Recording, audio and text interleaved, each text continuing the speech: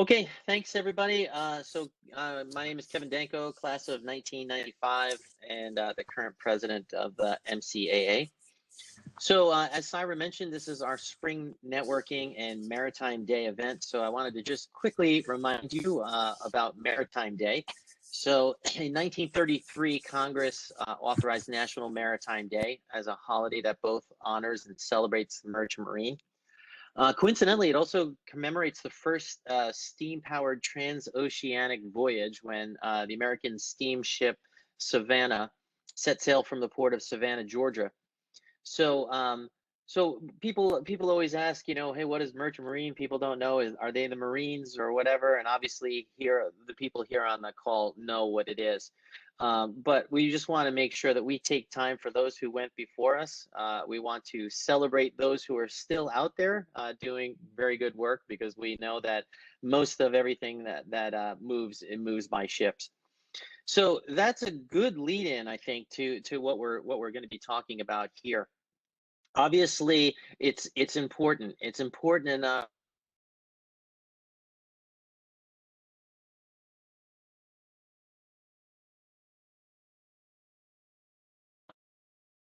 Oh, I got muted there a little bit, so I guess whatever I said there wasn't very important. But anyway, it's a good lead in to what we're talking about here. So if you didn't think that the merchant marine mattered, this is proof positive that it matters. So they're building purpose ships. We're not getting used hand downs this time. We're getting purpose ships that are there for training future mariners. So with that, we have Kevin Tokarski, class of 1984, associate administrator for strategic sea lift at MARAD, and he is joined with Laila Linares, senior program manager, also from MARAD, and they're going to tell us a little bit about what's going on with our exciting new TSES 7. So I am going to turn it over to the two of them. Thanks so much for being here tonight. Thank you, Kevin, and sorry for allowing us to come here and join you. So I'm still sitting in the office, so there is, for the record, there's no beer here with me for that. For those of you that are home and you got a beer in hand, don't let me stand in the way of you having enjoying your beverage along the way. Also, I know a couple old Alumni Association chapter members of friends of mine here from the DC chapter, Jim Whalen, Don Seaman out there. Probably a couple others in that as well when you were chiming in. So it's great to see you all here for that. And Laila is coming in. She said she kind of felt like she's crashing the party because if you read her bio, she came from Kings Point, a graduate of Kings Point. I brought Laila on board this team because one, she's got great command presence. She's sailed as an operating engineer, and she's been involved in ship introduction programs for a long time, and she's a great leader, and she's been doing great stuff and helping us out immensely with this. But I'm going to start with a Kings Point message, because it actually, if I look back on the school ship construction and the idea about doing purpose-built construction, it was under the watch of Sean Connaughton. Sean, 84 grad from Kings Point. Sean was the administrator and really started back in 2008. He allowed us to go forward with the Maritime Administration, to go forward with a team with the state maritime academies and start exploring the idea about doing a purpose-built construction, because it's never been done for school ships, right? We've always had hand-me-down from the Navy, or we've converted cargo ships out of the National Defense Reserve Fleet, trying to make them into something that they were never really intended to do from that standpoint. So there is a strong Kings Point connection, and actually, the first guy that I brought back from Baghdad, Chris Moore, also a Kings Point graduate. Chris I brought on board to really help me package this effort to sell and convince the not only Department of Transportation, MARAD's own leadership, but also the Office of Management and Budget, eventually congressional leadership, and that this is the right thing to do in terms of how we move forward with that. So.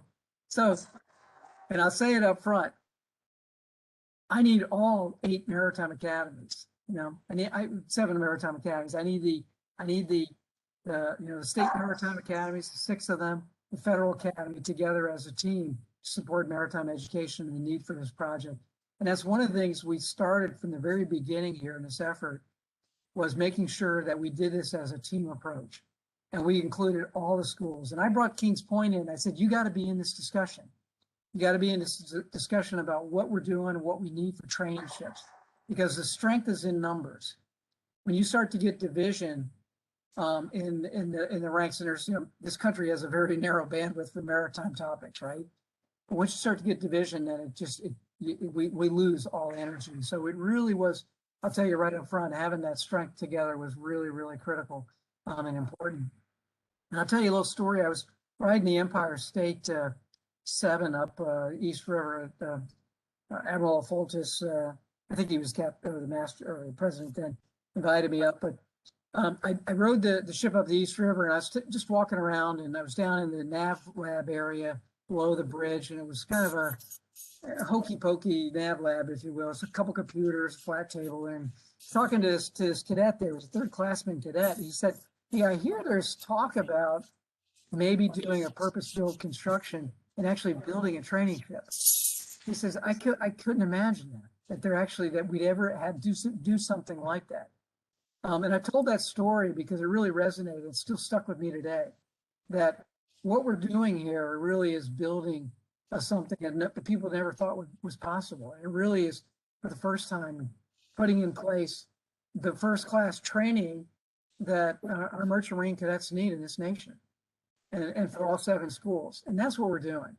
And fortunately, it was a long road. I'll tell you this, it was a long road to get there. And I'll talk a little bit about that, but I also I know we want to talk about the ship itself. And I've asked Laila to come in and talk a little bit about some of the particulars. A lot of that stuff's out on YouTube, and you can see some of the animated videos that show you what the NSMV looks like from that standpoint. But I have her talk in a minute a little bit about that. So when I look at the calendar, I say 2008 is when we started this effort. This is 2021. Things don't happen fast in this town, in DC, but what it does, if you stay together and you have perseverance and patience, and you're going after the right message, you can be successful with that. Really was the Obama administration back in 2010. Dave Matsuda was the administrator, and Chip Janikin was our deputy, and 2012, I guess. And they finally gave me the green light to start moving this project on a little bit more seriously, and start asking for some money, start to put together some design work to go along with that. And so we first approached the Navy, and I was able to get the Navy to move about almost $1 million over to help us do some kind of back of the envelope rough order of magnitude work with a concept about having a multi-purpose ship that could be used for homeland response, maybe could have some DoD utility, and then also could do training ship support for that. And so really the Navy, I'll give credit to them, they got us the seed money to start moving this forward and getting under contract with Herbert Engineering, who helped us with the initial design concepts. Because to go and talk about a replacement or a training ship from that perspective, one, I needed to know that we could actually do it. That I needed to know, how much is this going to cost? I need a real, no kidding, rough order of magnitude, and it's got to be a number that I can take to the hill. If it was $800 million, I wouldn't be briefing you today on NSMV. We started around the low 200s. We added some more things to it, refined the design, and we ended up at around a figure that we took to Capitol Hill of about 300 million. Our average cost here is around 320, fixed cost for 5 ships over about a 6-year period. Nobody in this town does shipbuilding that hits their mark like that. And that's because of the way we teamed this together with support from the academies. We didn't change the requirements. We set the requirements. We made them reasonable. We didn't do outlandish stuff. I didn't put a gas turbine on the ship. I didn't put steam plant and diesel. And we had a lot of discussion about that for the engineers out there, pros and cons back and forth about that. But we settled in a reasonable design of what we could take to the hill and something that we could actually build from that perspective. And it was important for us to be able to get a good sense about what that was going to be like. We had to come up with a name for this thing.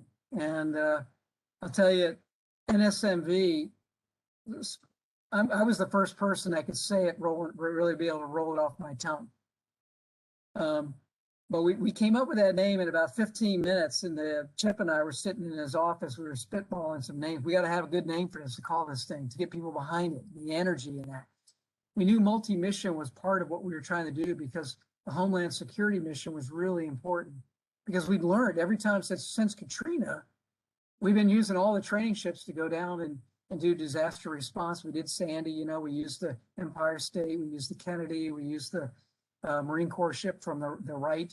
We did Hurricane Maria, Harvey response, all that. So we knew we had to have that ingrained in this as part of the selling capability for the ship.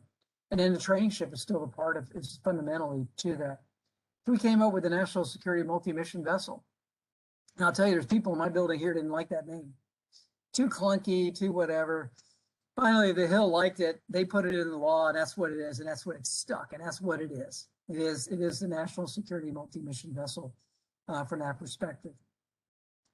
We named this the State class. You know, MARAD's a legacy and history of ships in that.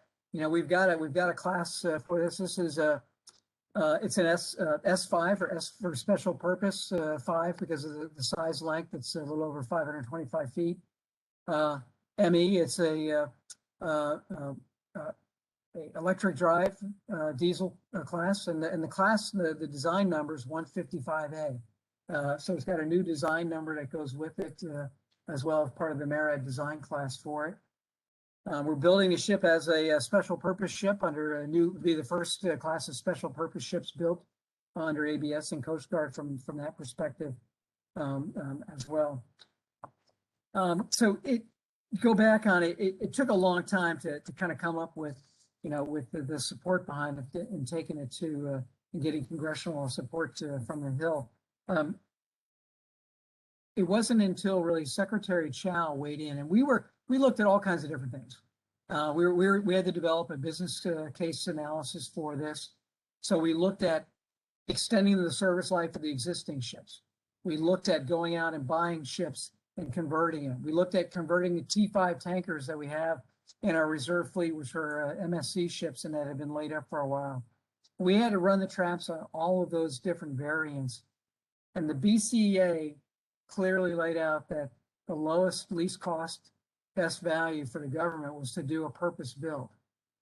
And we used the Volpe Center, which is the research arm of the Department of Transportation, to do the BCA work for us, to be able to lay out all those cases and to lay out different options and how we were going to get there and extend the fleet and how we would replace the 5 vessels. And we're not planning on replacing the Great Lakes ship. That ship still has another 40 plus years operating in freshwater. It can go for a long time. And also, this class of ships will not operate on the Great Lakes because the beam's too wide for the locks from that standpoint. So we focused on the 5 saltwater ships that needed to be a replacement, because 2 of them were already over 55 years old, you know, the Empire State and Kennedy. And so at this point, let me just do a pause and a break, because I know what you really want to hear about is where are we in the construction phase and what's going on from that standpoint. And then I'll come back a little bit and talk a little bit about some of the other aspects of how we did this contract and how we did this, because I would tell you in DC, this is the first time a government agency has approached shipbuilding this way in terms of how we did this contract. It's innovative. I was testifying this week before the House Armed Service Committee.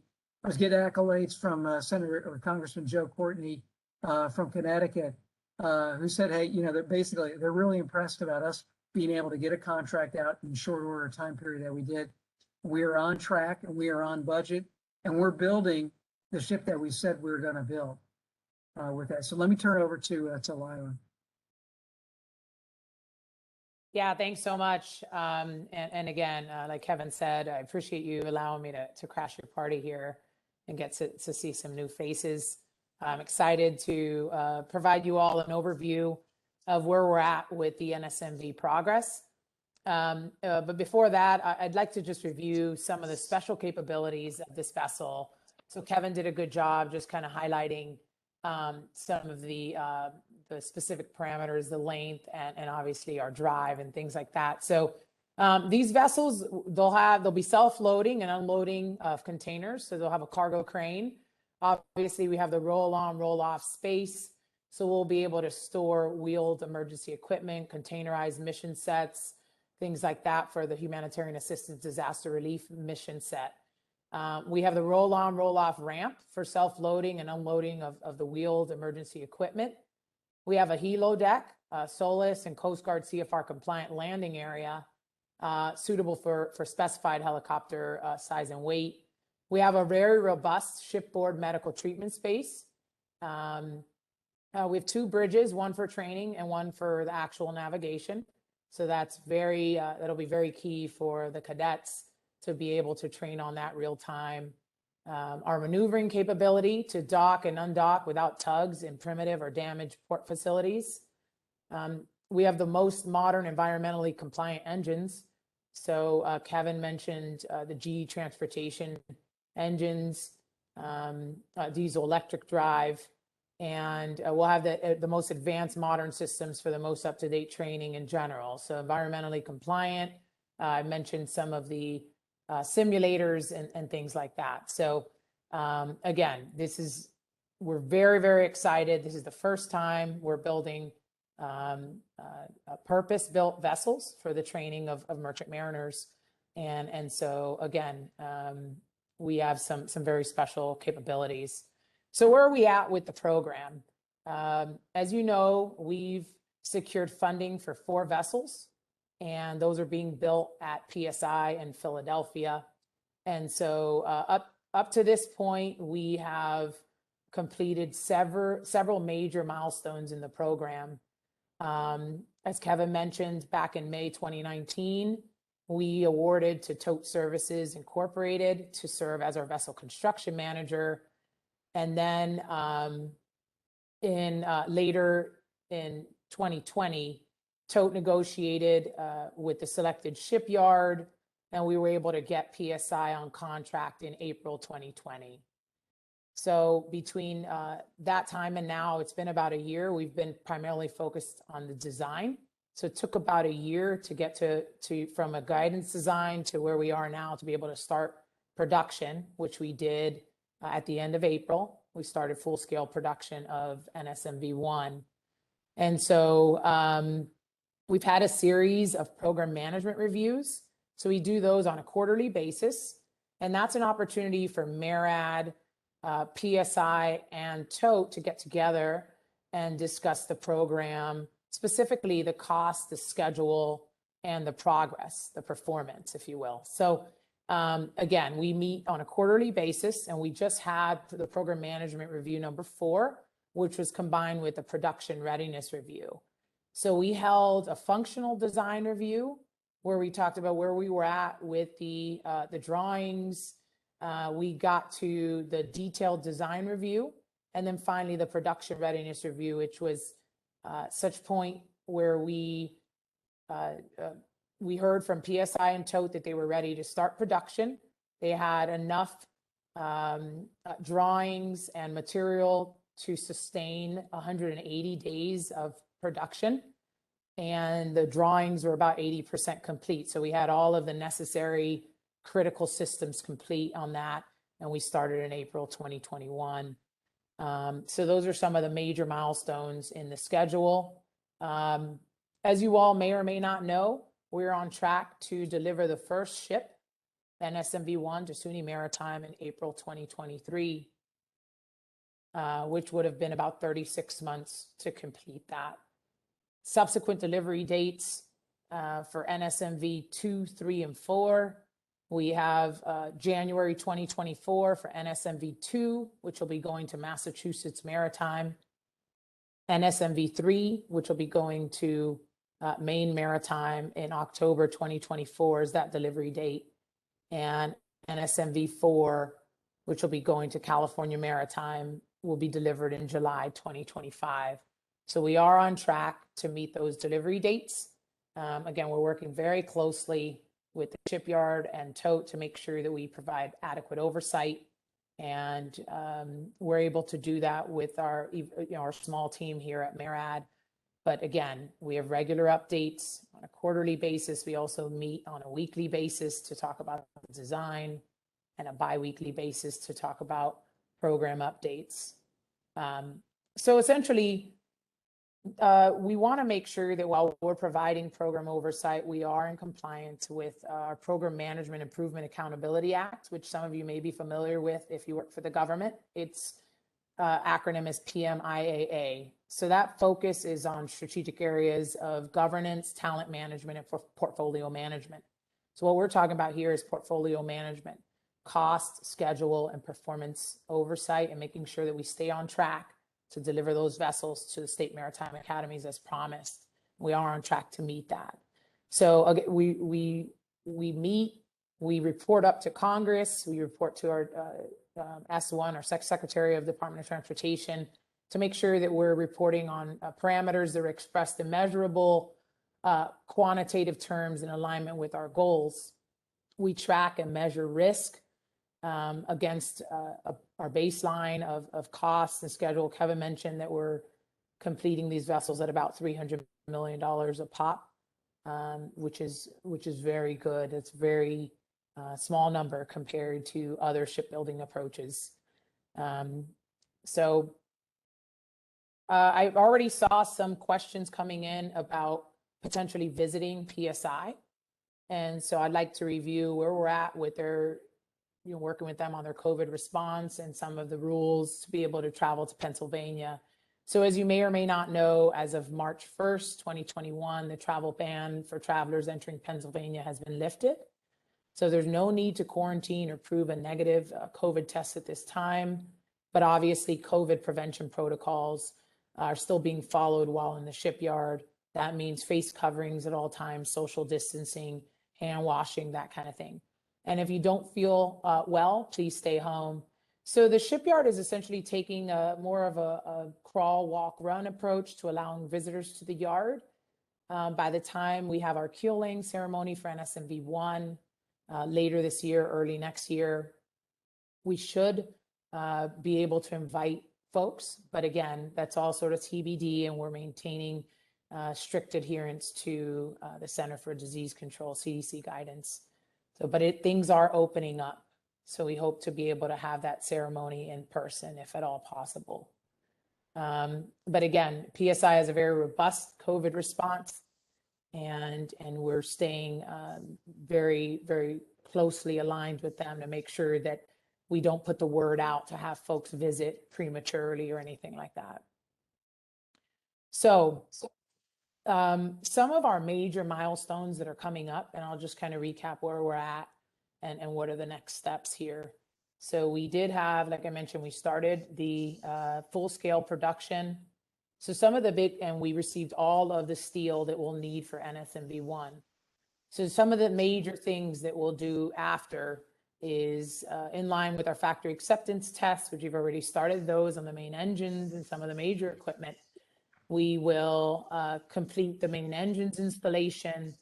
We'll complete the hull erection, the superstructure erection, launch, completion of the dock trial, sea trial. We'll get ready for delivery. And then again, our contract delivery date for NSMV1 is April 2023, and we are in line to meet that. I was hoping to show a couple photos, progress photos of the facility here in down there in Philly, but there are some proprietary markings on those. So unfortunately, I won't be able to share those, but I'd like to kind of walk you through where we're at in terms of the building blocks and how those blocks get erected. So essentially, we're working the inner bottom first, and that's part of the pilot block construction, which we started back in December. So we picked 5 areas that we wanted to focus on. Essentially what we did was back in December, we came on board with PSI and TOTE's idea of selecting those 5 areas to be able to make sure that everything was in line to be able to start production later in April 2021. So essentially 4 months later. And that was an opportunity to be able to review lessons learned, make sure that all of the equipment worked in the shipyard, make sure that all the folks that were coming on board very quickly were trained and up to speed, ensure that the quality assurance practices were being adhered to, and document any lessons learned. So that was great for us. We were able to identify any areas of risk and be in a better position to support that start that we just had a couple of weeks ago.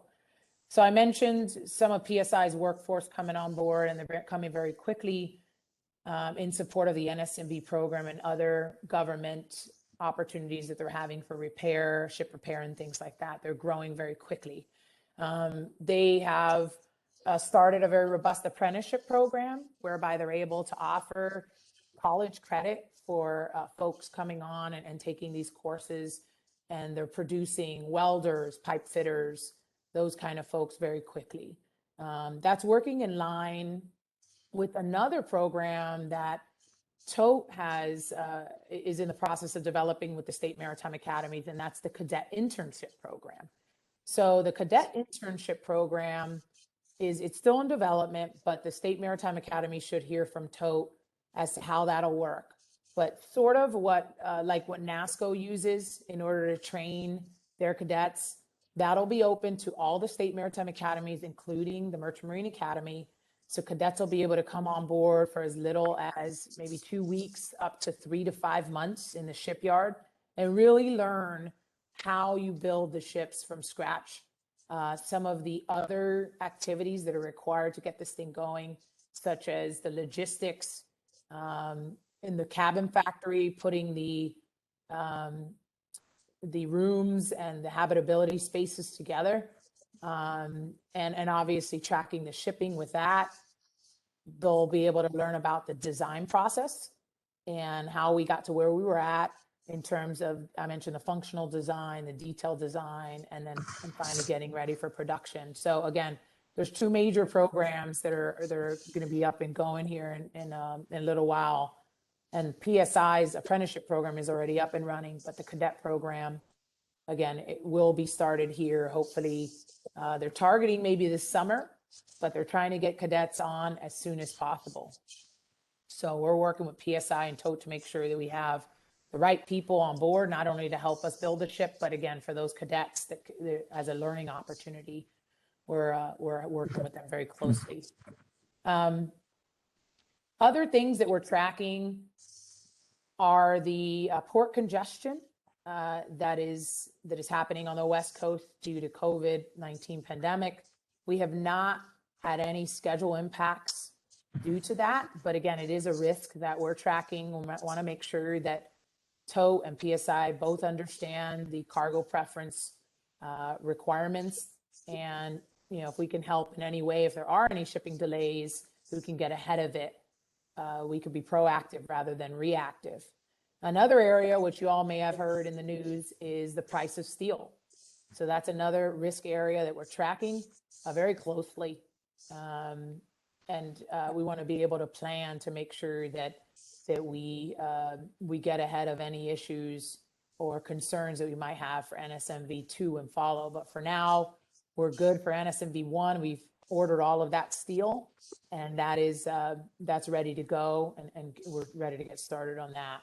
So that's another area that we're sort of tracking in terms of high visibility, high risk, and that really the entire maritime industry is impacted by is that port congestion and the steel pricing.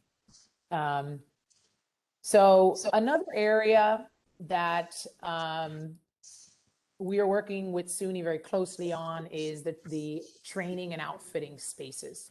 So we want to make sure that as we build the training and outfitting spaces, it really is in line with the curriculum that SUNY Maritime currently has for their cadets and what they envision for the future of training for those cadets. So that includes things like installing a gym, making sure that we have state-of-the-art locks on the doors for safety, making sure that we have the right computers and technology in the right spaces for the cadets, that the simulators are are in the right areas and make sure that, you know, they have access to, I mentioned the secondary navigation bridge. So again, these are all things that we're working very closely with SUNY Maritime to make sure that that we are fulfilling our promise and making sure that we have the right spaces for the cadets to train on, even down to they're helping us pick the you know, the tables and the chairs where they're going to sit and where they're going to train on. So again, just want to highlight the very close coordination that MARAD is doing with the help of TOTE and PSI with SUNY Maritime, and we'll continue with the other state maritime academies. We want to make sure that we are doing all that we can to make those spaces state of the art for them, while of course supporting our needs for humanitarian assistance and disaster relief mission set. So I mentioned the cadet internship program. I mentioned some of the other initiatives. So again, you'll hear about that. Other areas, which I'm sure, again, we've already gotten questions about when folks would be able to come to the shipyard and some of the upcoming milestones. So we're looking at potentially a ship naming keel laying ceremony, which I mentioned will be happening later in the year, early next year. We'll also work very closely with the state maritime academies as to a ship commissioning. So that might happen at the actual school when it arrives at its lay berth. And so that might be an opportunity for you all to participate. But we're working very closely to make sure that not only are we doing all we can do to promote this program and have some of those in-person activities as soon as we're able, but in succinct messaging. And so you may have seen social media posts, press releases, things like that. We're trying to get the word out as much as possible because this is a really, really cool thing. As Kevin mentioned, this is the first time we're doing this, purpose-built vessels for training merchant mariners. And so again, we'll continue to work with the schools, and obviously your input is very important. Anything you'd like to see or, you know, just spread the word through your network, that would be much appreciated. So that's all I had, Kevin. I'll go ahead and turn it over back to you, and I'm here to answer any questions that you might have. Thanks again.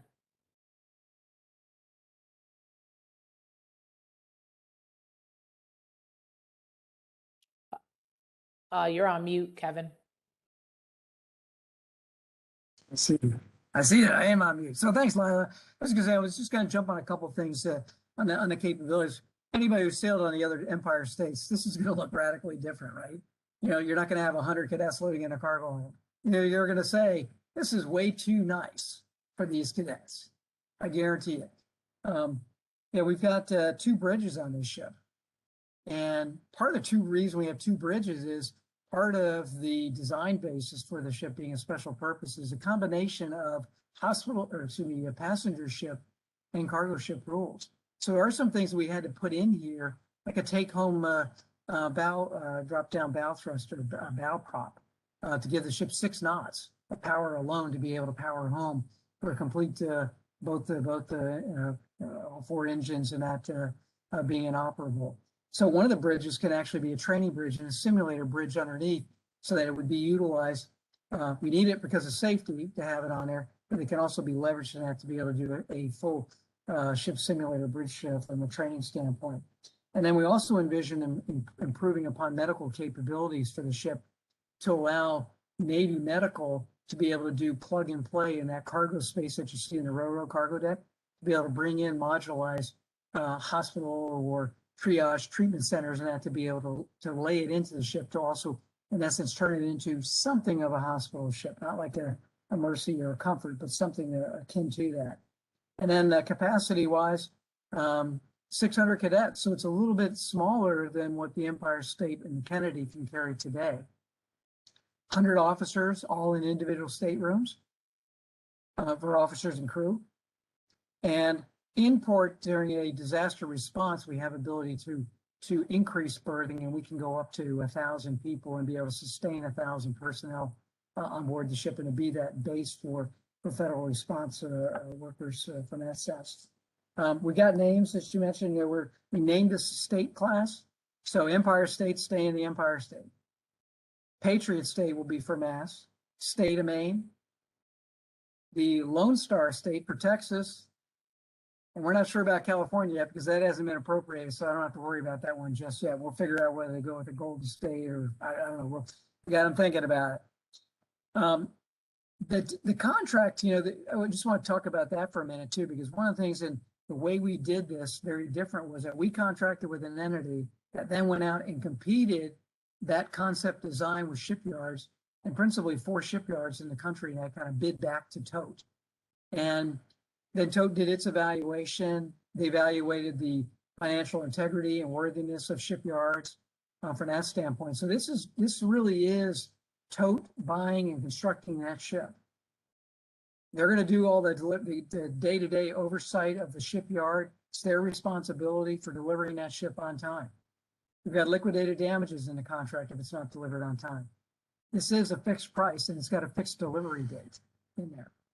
We also asked them to give us a contract that set prices for all 5 ships well ahead of going under contract, and then give me the flexibility if I don't do a series building of the ships, and because I don't get the funding from the Congress, because the Congress only funded this a bit at a time, to give me a non-series pricing and make that a fixed price as well. It's higher. It's about 18 million or so higher if we don't do a series build. But right now we're on track for doing all 4 of a series build.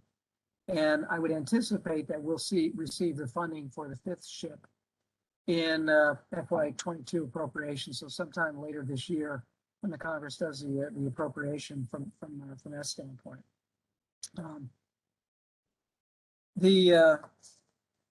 Let's see, talk about some of the additional challenges that we've got right now. And one of the things we put in the contract is we want to maximize U.S. content, U.S. steel in this ship. The Buy America Act doesn't apply to the ship because of the magnitude of the program. But what we asked in the contract was that to maximize, to maximum extent, when U.S. components, U.S. systems were available, that we would and to meet the requirements, that we would select those components, and that's what's been done. There's an increased cost to that, and I've been up on Capitol Hill and briefed through all that, but that was one of the things that we wanted in this contract, was to maximize that. This vessel has to be at the minimum the equivalency of a coastwise trading vessel, as a Jones Act eligible vessel, and we use that as the standard, as the floor in terms of U.S. components and U.S. manufacturing elements to that. The other thing I wanted to do was that if anything is coming from overseas sources, it's got to be moved on U.S. flag ships.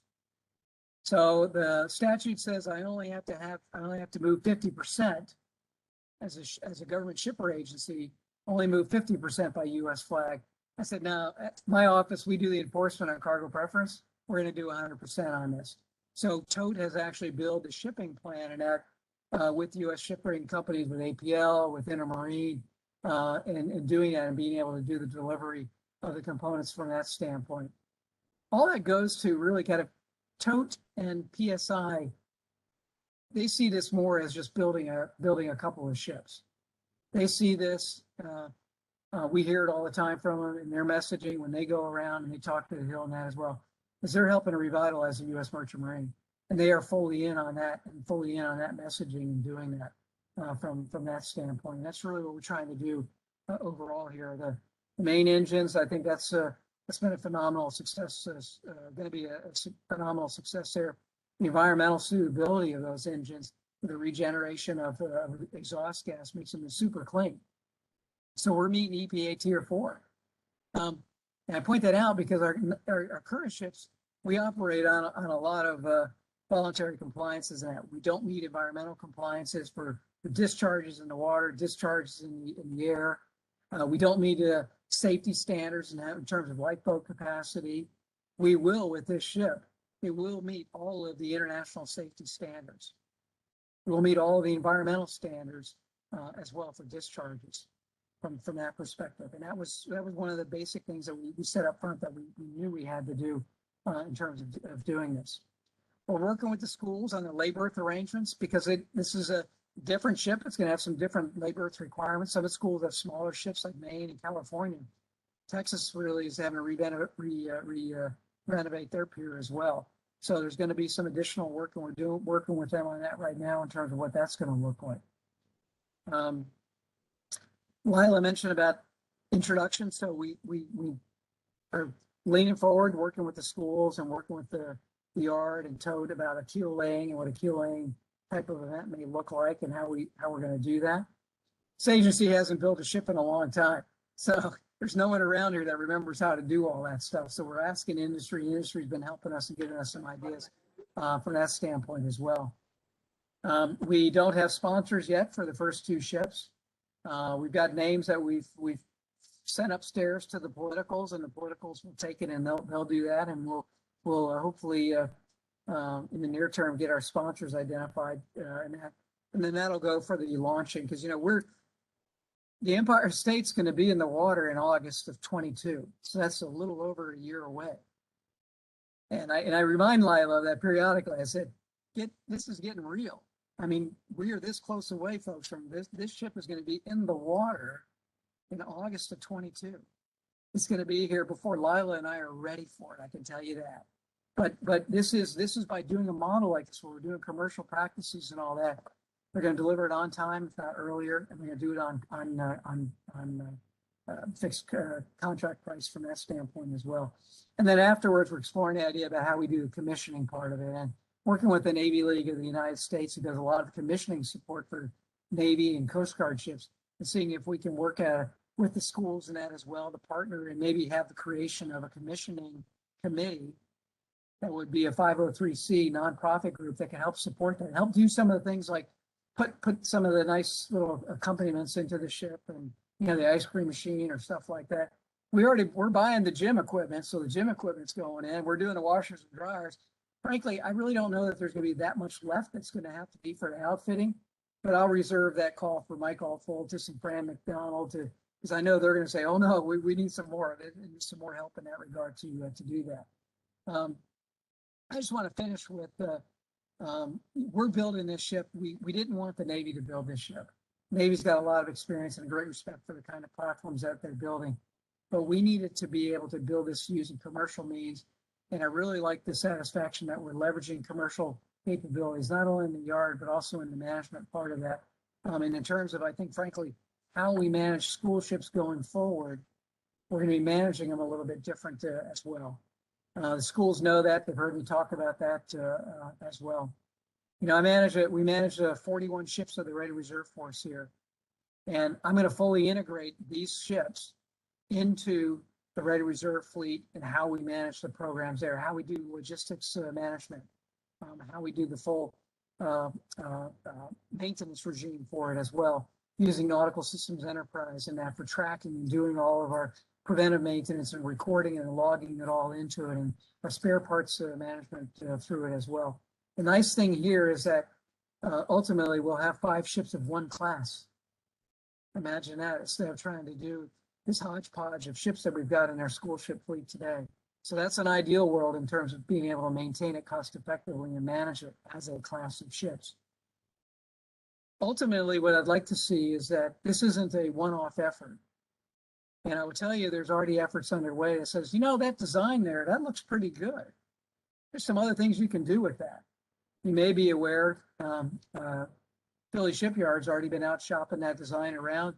They've customized it, they've tailored it a little bit. They're talking to the Navy today, not today, but they have been talking with the Navy about using this basic hull and machinery configuration for a hospital ship. The Navy's already come out with they want to replace the Mercy and the Comfort, the 2 big hospital ships. Kevin's view, this is an ideal candidate to make this into a hospital ship. And if we can take this design and leverage it and continue on and do more shipbuilding after that, how great is that, right? I mean, we're actually getting better value than what we set out to do then. We're also looking at Missile Defense Agency. I've got 2 ships. One of them was the old Texas Clipper, and one of our crane ships out of the RF. They were reconfigured to be missile tracking ships. They're kept in Portland, Oregon, and for the Missile Defense Agency. And they've got to recapitalize those 2 ships as well. And so we've been doing work with them to be able to show them how we can reconfigure this design. They build that at another shipyard and that, but to reconfigure this design to being the next generation for missile defense tracking platforms in that as well. And this goes back to the whole mindset of this agency about how we want to work with industry, leverage it so that we can help grow the industry a little bit.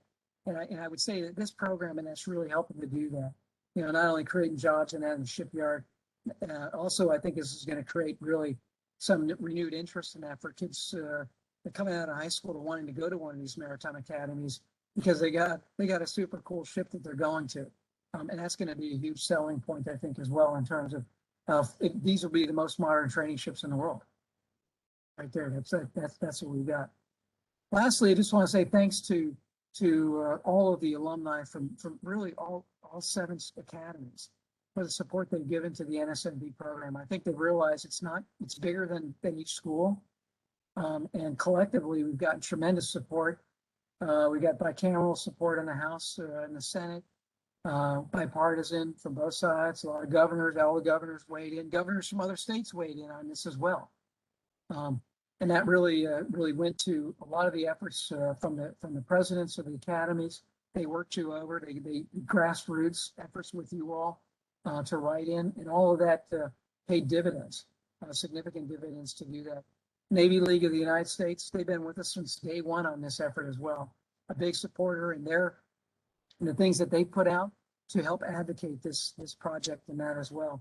And I'd be remiss if I didn't thank them for the support that they do in that as well. This is not a MARAD project.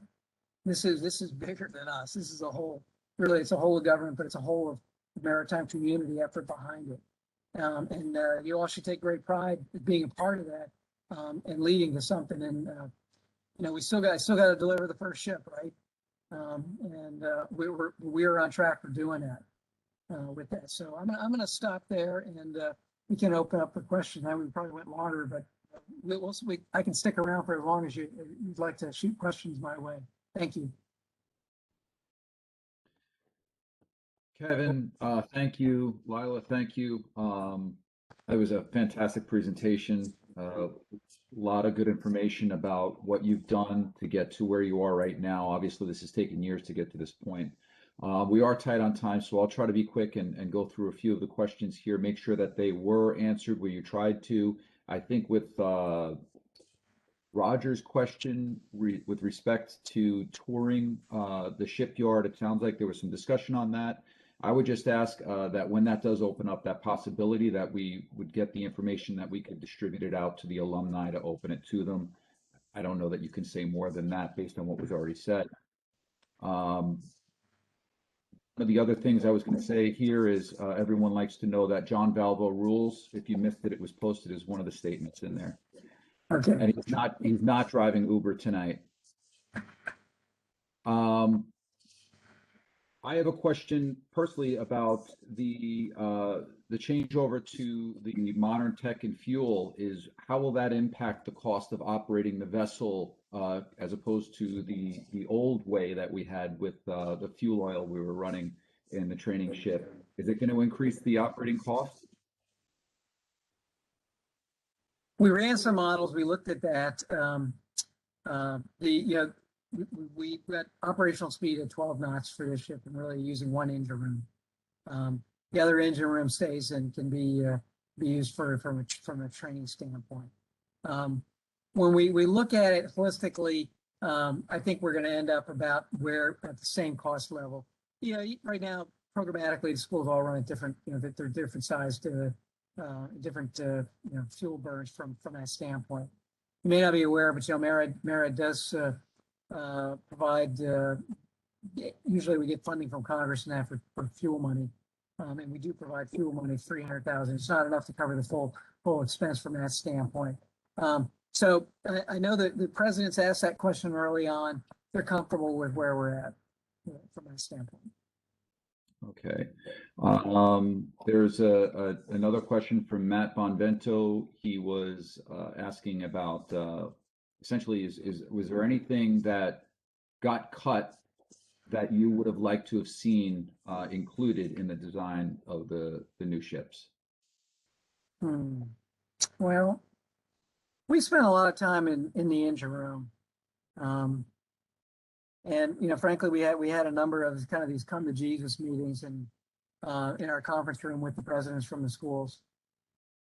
We as I said, we don't have, we don't have steam. We've got room to be able to add to the interim if we wanted to put, we do have regenerative steam and that for waste heat heating in spaces. But the idea about having a boiler in the engine room, we looked at that for a while. We took that out as a pressure vessel and from an inspection standpoint. One of the other ideas was a gas turbine and mounting a gas turbine up on top of the house.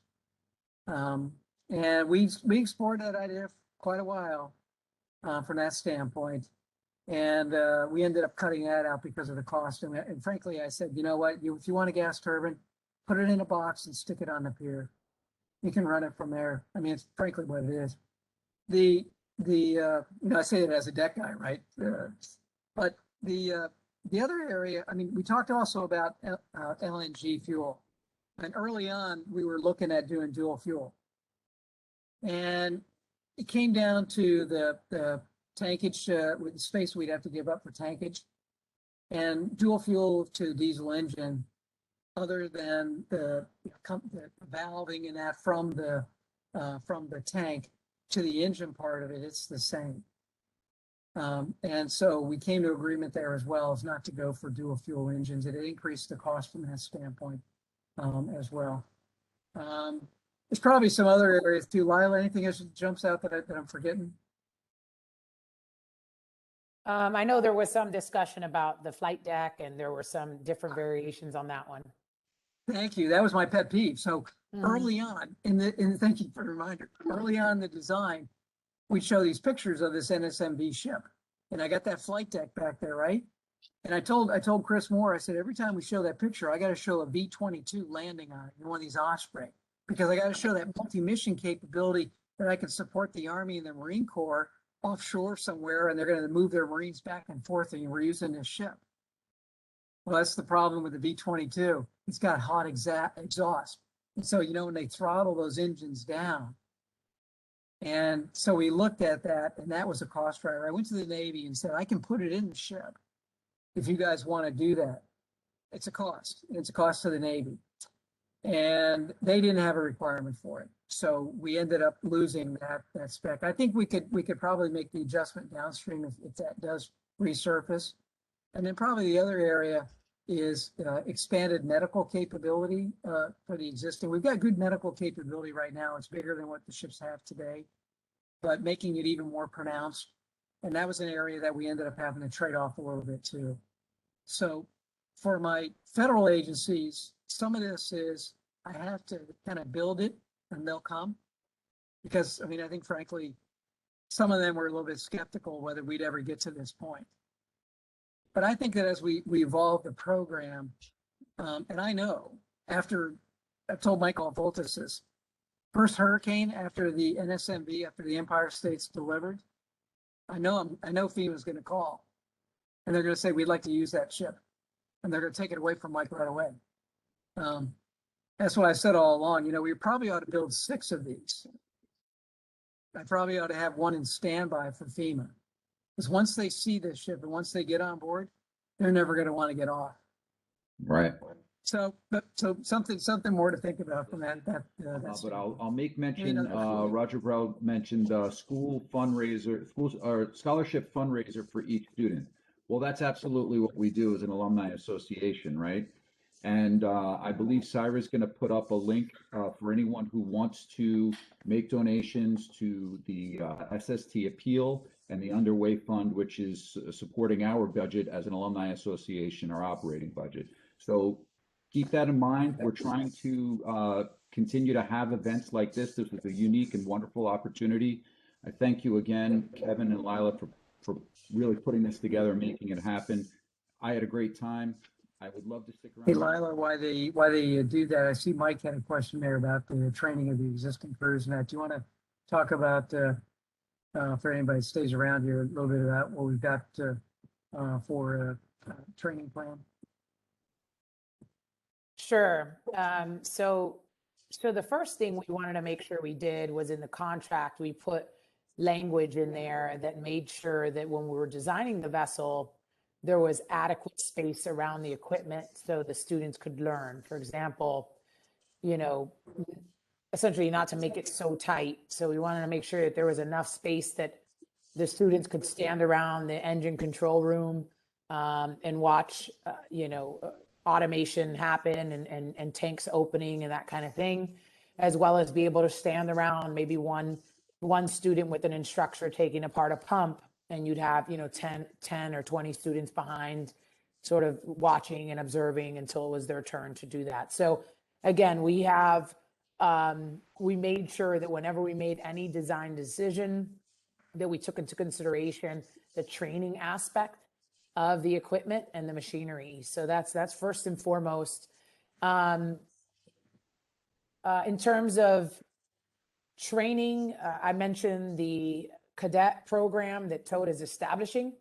So that's an opportunity for students while they're still in college at the SMA to come to the shipyard and learn exactly what it takes to manage a program of this magnitude and multiple ships building at once.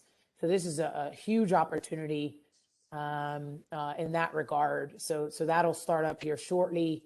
And then in terms of dock and sea trials, Well, I think also wanted to talk about the training facility that they've got, the GE Transportation. Oh, absolutely. Yes, sir. So that's huge. So thanks for the reminder, Kevin. So yeah, the GE Transportation facility in Pennsylvania, they have already opened it up to students as well as crew to come and get some on-hands training before the vessel's delivered. And then we are in the process of developing a training approach, processes for how we're going to incorporate students, involve them in the dock and sea trials if possible, and how we're going to get the crews trained up. So that could include, I mentioned the first class that's already sort of secured, which is the GE Transportation, but other major equipment will have training opportunities in that regard as well. So that's still being built in terms of how that integration will happen. But I mentioned two areas in the design consideration as well as the cadet program that is currently underway. Mm-hmm. See, there's a question in there about defensive capabilities during wartime. We don't have any physical defensive capabilities built into the ship. I would say that the one area that is posing a kind of unique challenge for us in looking at it is cyber resilience aspects to the ship. So like one of the first things we kind of looked at was that this ship's going to host probably a couple of different customers that can come on board. And I'm not an IT guy, but from a sense of we might have the school is going to come on board. They're going to have their own EDU, network and that for the students and all that they got to be able to bring on board, and it's their system. We need a shipboard system that's running and linking all of the smart technologies across the ship and that, from the engine room, the bridge, and all the communications, emergency safety, that type of thing. We've got other groups that may come on board the ship, like from other federal agencies. And they need to be able to have them in a place where they can safely plug and operate their channel stuff, and that to include defense missions and that if they have to have classified spaces and channels from that standpoint. So we are going through ABS Cyber Safe requirement for looking at that across all of our ships. New standards, and the ABS has set some guidelines in that for cyber resilience for platforms and for vessels. And then we've got to fit this in with the Department of Transportation's cybersecurity realm as well. DOT doesn't have ships, so this is it's been an interesting challenge for us of how we interface this platform, because it's going to be a DOT owned ship. How we interface and do the cyber assurance for this platform, just as if we were building a building that DOT owned or an air traffic control center or something like that. So we're working with the DOT's chief information officer in that as well. TOTE brought in an entity called MAD Security as one of their subcontractors. And these guys are cyber whizzes. I mean, they talk and I'm lost in like 5 seconds of what they're talking about. But they are looking at all those aspects in that and building the cyber aspect and cyber resilience to the platform to actually getting to a point where we will actually have a designation of the authority, what they call the authority to operate. And we go through a series of vetting, inspections, and acceptance from a standard standpoint that will allow us to be able to operate from that standpoint. Anything you want to add to that, Laila? No, that's good, Kevin. And I think you did mention for the other vessels, obviously we are pursuing or seeing how we can fit in with ABS cybersecurity notation. So if there's any lessons learned or collaboration there between NSMV, authority to operate, and ABS cybersecurity notation, obviously that's a benefit because we do have to think long-term life cycle maintenance and surveys for these vessels. So we want to be able to capitalize on any lessons learned there from ABS and other areas of the maritime industry in way of cybersecurity. So, yeah. I see there's one question here, Laila. A big tough question is, how's the vessel poised for future decarbonization technologies and future propulsion options for hybrid? Well, we've covered LNG, fuel cells for that. Right. So fuel cells we're not looking at. Sir, you mentioned LNG. That was something that we looked at the beginning. Obviously, we're doing a diesel electric propulsion system. And then we have we've gone above and beyond in terms of emission standards and meeting the IMO standards for pollution on that. So we don't have anything built in that would allow to readily switch to LNG or anything like that. But where we can, we're being as flexible as possible with the design. Sir, you mentioned the gas turbine training and things like that. So wherever we can, if we're leaving space and weight or hookups for additional capabilities in terms of utilities. So yep. I don't know if that answers the question. I'm not sure who asked that, but that was my question. Yeah, I think you answered it really well with the idea of some sort of like a plug. You mentioned plug and play, Kevin, earlier about for the Navy medical folks and that kind of stuff. Something like that, just to keep the ship current. I think one of the obstacles that the current training ship has, of course, I guess we expect it's going to last us a while. And the technologies are going to change, and what kind of methodology do we have to kind of flow with the technology, so we're actually training students that are up to date with modern technologies and something like that. If you have some sort of plug and play option in there, I think that's a great way to look at it. Yeah, thanks, Joe. I've been kind of reading, in the press. There's been a couple of articles out about molten salt reactors, right? So kind of wonder, in the back of my mind going, is that something that we may see? I mean, I'm not doing that today. That'll be the guy who's sitting in my chair long after I'm gone to be able to look at that. But one of the things when we looked at this design and that, we actually said we wanted to design for a 50-year vessel. And the reason is because actually 50 is less than the current fleet, right? So if I we got ships now are 57 years old. But we identified in there at the 25-year mark as a major service life extension. Recapitalization is going to be necessary for that. So one of the things is, to move this effort forward, I had to really lay out a 50-year ship, school ship plan, and take that to the Congress and that as well, and to Office of Management, budget, and all that. So we identified that in there, and that's really where we kind of we'll see that. Maybe that that opportunity downstream to be able to integrate who knows what's going to be around at that point from that standpoint. Right. Yeah, well, that's a great way to go.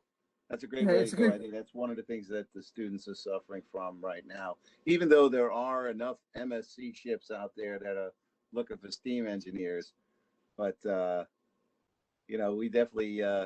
There's a lot of things, I participate a lot in ABS, and I see a lot of new technology coming out there, new propulsion requirements, and, looking for zero emission Right. vessels and that kind of stuff. So there's a lot of stuff. It's coming fast, but So yeah. I'll add a couple things, a couple small things that will be great for the cadets as well. So these engines have power packs. And so the really cool thing about that is you could essentially take out the cylinder and the whole component and then work on it on the deck, learn, and then just, while the other one is just popped right in. So that's an easy way to get some of that, real-time training, maintenance experience without interrupting the vessel's operation. So that's huge. And again, I mentioned the training school or the process program that we're working on with GE Transportation. So we'll be able to play with some of that before the vessel's delivered. And then in way of navigation, I mentioned and I think Kevin did too, the second bridge for training. And then in way of navigation skills, I'm not a decky, I'm an engineer, but we will have the bow and stern thrusters. So this vessel will be able to maneuver in very tight spaces, primitive ports. And so being able to, essentially park without the tugs, that'd probably be a really good skill that the cadets will be able to practice with as well. So, and that's not to mention the simulators. We'll have the advanced simulators to be able to provide all kind of scenarios in way of navigation for the students. So all in all, I think we're in pretty great shape. We've mentioned quite a few times high tech and things like that, and this will be it. So we're comfortable with the components that are going in there to be able to get the kids ready. Great choice on the engines. I love it. The GE engines, I know them pretty good. They're excellent. Oh, good to hear. Yes, we got some questions about that because originally we were thinking man, and then this kind of came up, and we explored it and looked at it. Our team went out to Western PA and they came back very, very positive. So, yeah, I think Harvey Gulf is using them, and yeah. I know I recommended a couple for some ITBs. I think they're the way to go. No additional emission requirements because it's all back fed in through the EGR. So it's great. It's good stuff. Yeah, we're excited about that. Nice job. Yeah. Good. Hey, Dennis, you look good out there. My old shipmate here from MARAD, Dennis Brennan. You're on mute. Anymore. How you doing? Good presentation. I'm good. Thank you. Excellent. Hey, welcome. It's good to see you, Dennis. It's been a couple of years since I think we had breakfast together out there. That's correct. Still in Temecula? Yeah, you're still in Temecula, right? Last I looked. Well, Yeah, still here. all right, good. Good to see you. Thanks for joining in. Laila, good job. Thank you. Thank you. Thanks for participating. So, the other thing I didn't mention up front, Laila, well, as I said, she went to Kings Point. So, I got these Kings Pointers that are working on this project because they recognize what they missed by sailing on a training ship. So this is as close as, she'll get a chance to sail on it. No, I'll admit it would have been pretty great to be with 500-600 of your closest friends in the middle of nowhere. I can't imagine the trouble that the cadets get into.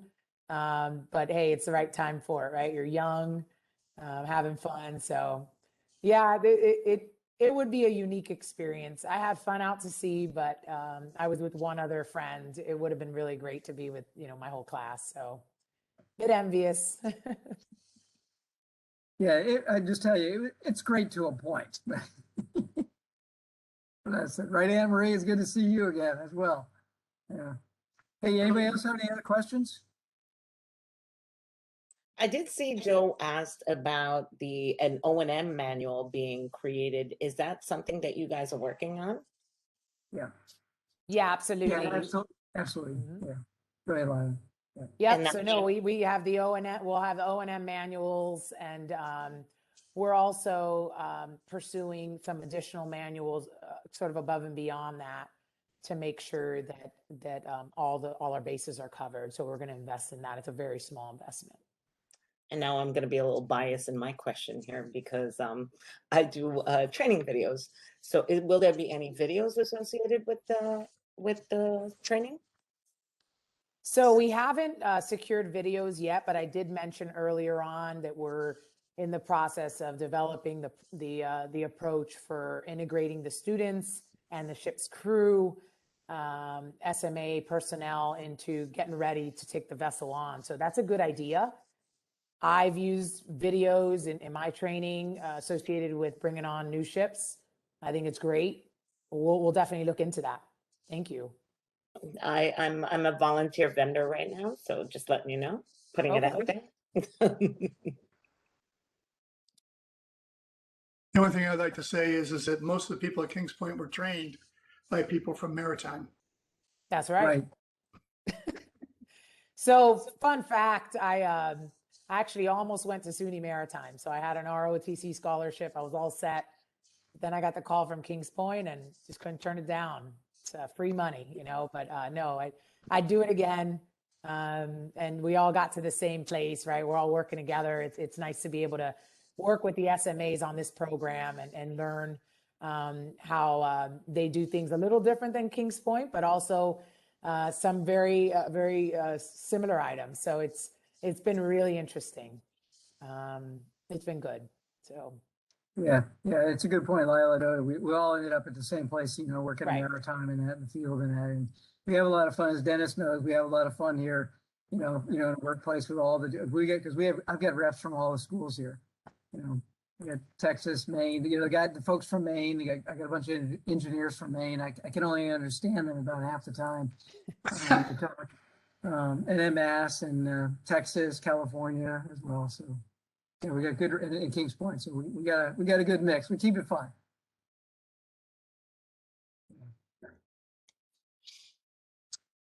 All right. Well, if there are no other questions, good.